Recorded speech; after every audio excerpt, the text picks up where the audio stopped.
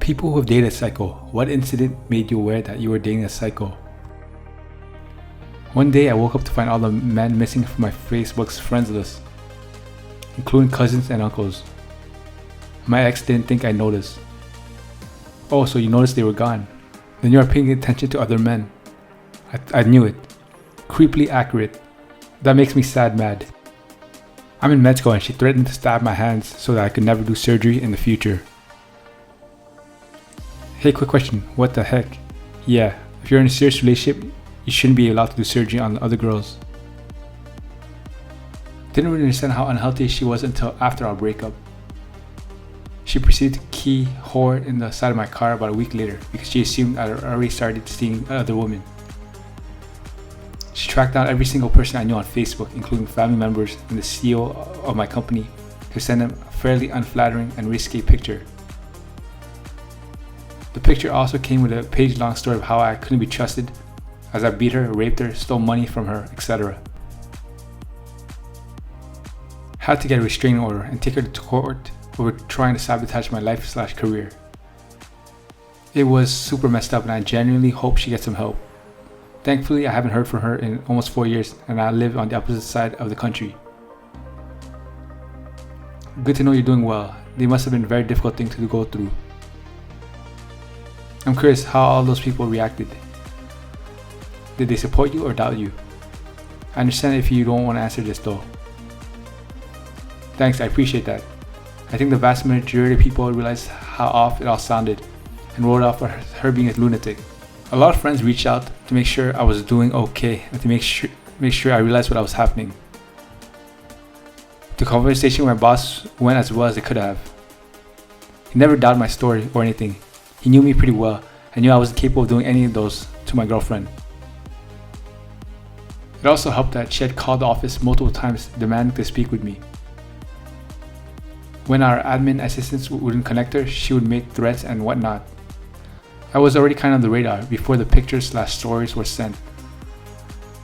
Thanksgiving that year with my family was hilarious and mortifying. He'd get out his guns and with safety on, point them at me and go bang. And when I jump, he'd laugh and say that'd be funny if the safety was off, wouldn't it? Wouldn't it? And then the next day he'd gaslight me and tell me he didn't do anything of the sort the night before. He was the king of gaslighting. It got to the point where I was seriously doubting my own sanity because he would deny everything. A lot of people don't understand this. When someone repeatedly tells you that didn't happen or didn't really happen remotely, how you remember it really screws up your mind. It's especially true if this happens after or during an argument when you're already tense and your memory isn't going to be clear. You remember that the important pieces, but sometimes the details can be foggy. Anyhow, I've been through this and I often question my own sanity. Maybe it really was all me. I started writing this down for a while. It became too painful to look at. For years afterwards, I would often worry about forgetting all this crazy crap. Like the same day, I would have to prove my case. Now I really struggle to recall some of them. I'm better off for it. What's the point of forcing myself to relive it? It took about 5 years of being alone. It especially sucks when you're raised by gaslighters and you're questioning your own sanity from a very young age. Yep, my family is like that. Things like that happen in front of my eyes never happened, and things that never happened suddenly happened. My ex-husband saw the chance. He did the same to me. I really thought I'm going, or already are, insane. It took me months to be sober to realize his BS. Like we are having fun at night with friends and everyone drinks but me, and suddenly out of nowhere he starts to yell at me at how crappy I am. Next morning he demands an apology for detailed things I did. Past me he would beg for forgiveness, but now I realize what was actually happening. I have kept a distance from my family for some while, but last month I got an argument with my mom that left me crying. Afterwards I want to apologize and talk it through, and her response was basically, huh? What fight? We were riding the train home from a date. I look over and she's logging into her ex-boyfriend's Facebook account. I asked her what she was doing and she straight up told me that she was logging to her ex-boyfriend's Facebook account. When I asked why, she said, I'm just checking up on him I want to make sure he's okay. He never changed his password. Her checking on him became reading through not just his statuses, but also his private messages. I asked why she couldn't just look at his profile normally.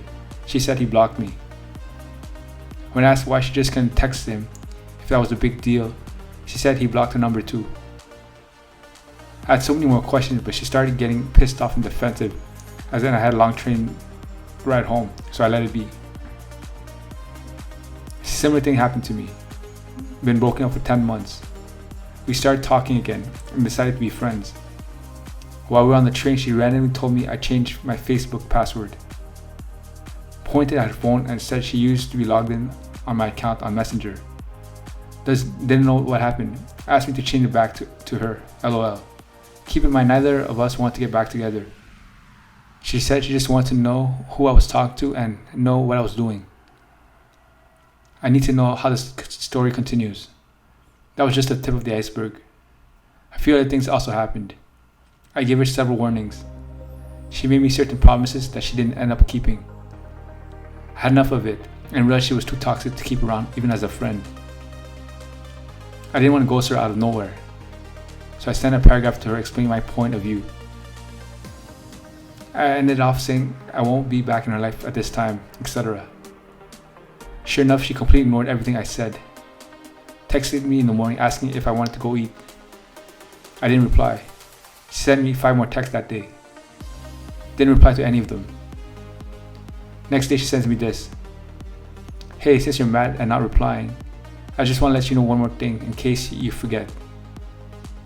Let me know if you want to eat once in a while. If you pay. Thanks.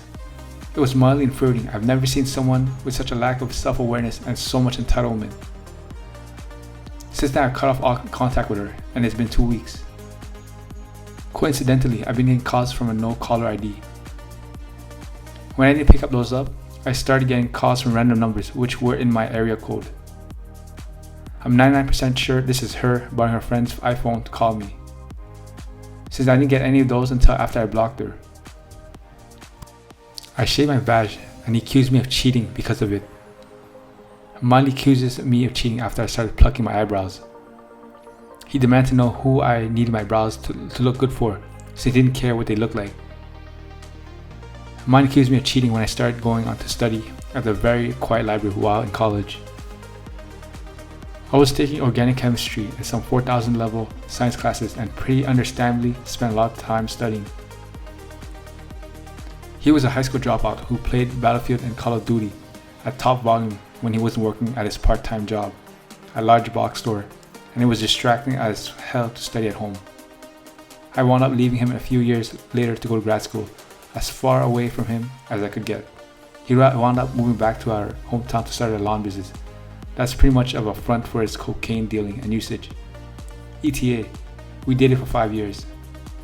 He never once complimented me in a way that was actually a compliment. I'd tell him a joke and he says, "You're funny looking."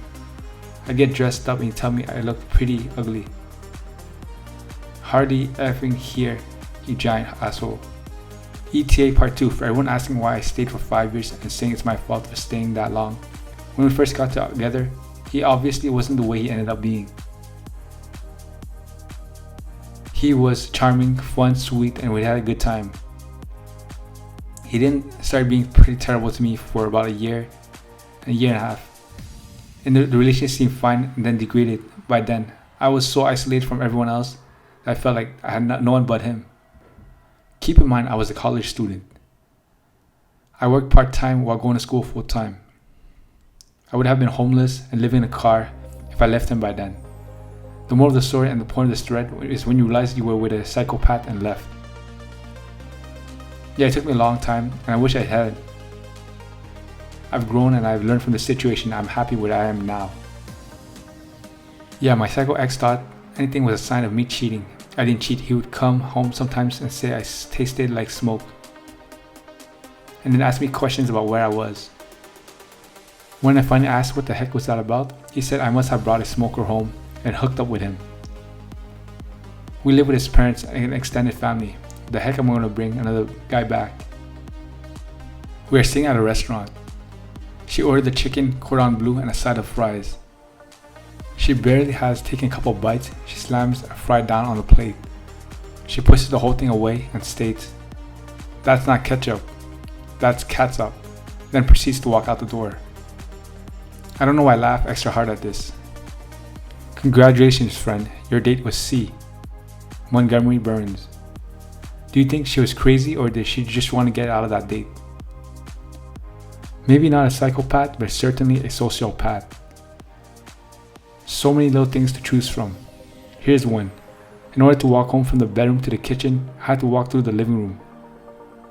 This involved me walking in front of the TV, had to walk in front of it to get to the kitchen. I always did it super quickly, but I always got screamed at. Sometimes I would have to wait 20-30 minutes before I was allowed to walk past. One day while my husband was out, he's my ex-husband now, decided to rotate the entire living room. I put the TV on a different wall and moved the couch so it faced the TV. Basically, the living room was exactly the same, just rotated 90 degrees. The living room was a bit square, so it functionally made no difference. Except now when I walked from the bedroom to the kitchen, I didn't have to walk between the couch and the TV. When my husband got home, he saw the living room and said nothing about it. We ate dinner and he watched TV as usual. Then he went to bed. The next morning, he refused to get out of bed or talk to me. He refused to leave the house, go to class, go watch TV, anything. He would not say one word. I kept trying to get him to tell me what was wrong and he wouldn't. For 3 solid days, he only got out of bed to grab food or use the washroom. He would not talk to me, would not make eye contact or acknowledge my presence. I was panicking, thinking he was having some sort of episode. It might seem obvious now, but I had no clue what I had done wrong. At the end of 3 days, he said he felt I had inadequately been punished for rearranging the living room without asking. He even told me to keep it that way. It made more sense and he liked it better like that. He still had to punish me for what I did though. At the end of 3 days, he said he felt like I had adequately been punished for rearranging the living room without asking. Well, who knows what the hell's going on in his mind or something like this. It's about control. The silent treatment is a form of abuse, usually associated with cluster B people. That's actually really disturbing. It reminds me of what a college friend of mine who had an extremely manipulative relationship with her parents. Once she posted an innocent picture of herself on Facebook with a girl her parents disapproved of, her father immediately took to his bed. He refused to drink and eat and ultimately had been hospitalized. My friend was forced to take time off school to visit him. Her friend lived in a different country because her mother told her that if she didn't, her dad would die and it would be all her fault.